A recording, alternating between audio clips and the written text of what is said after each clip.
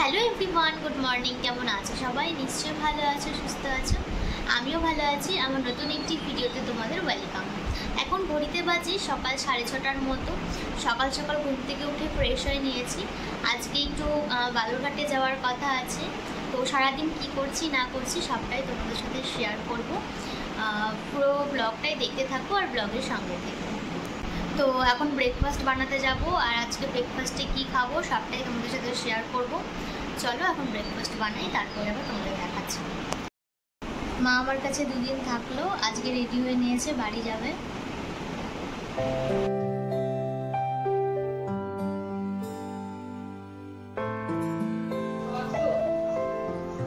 আজকে ব্রেকফাস্টে আছে লুচি, ঘুগনি আর আছে মিষ্টি। তো চলো এখন ব্রেকফাস্ট করে নিই।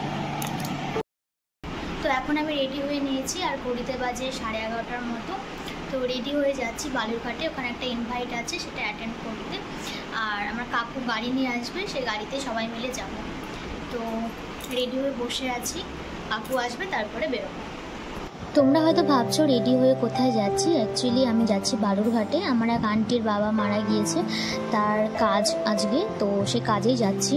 আর এখানে পাশে যে বসে আছে ওটা আমার কাকিমা, তার পাশে আমার শ্বশুরমশাই বসে আছে, আর সামনে ছিল আমার কাকু আর ভাই। অ্যাকচুয়ালি আমি এইসব জায়গায় না যেতে চাই না, কারণ আমার শ্যুট হয় না।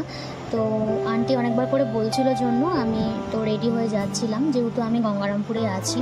আর ফেরার পথে আমি ভীষণ অসুস্থ হয়ে পড়েছিলাম। আর দেখো, কথা বলতে বলতে আমি বালুরঘাটে পৌঁছেও গেছি। এখন লজের ভিতরে ঢুকবো। আজকে ব্লগটা বানানোর ইচ্ছে ছিল না, হুট করেই মনে হলো যে কোনো ভিডিও তোমাদের সাথে শেয়ার করছি না, সেই জন্য আর কি এই ভিডিওটা করলাম, নয়তো আমি এই ভিডিওটা করতাম না।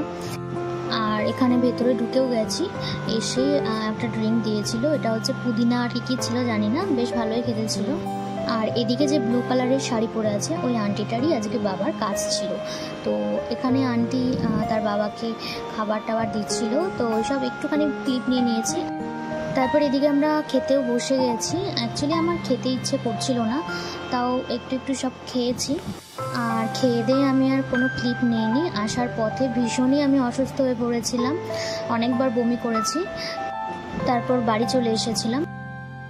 তো বাড়িতে এসে একটুখানি ঘুমিয়ে পড়েছিলাম, শরীরটা ভালো লাগছিল না। এইমাত্র উঠলাম, উঠে ফ্রেশ ট্রেশ হয়ে নিলাম, আর শরীরটা একদম ভালো লাগছিল না।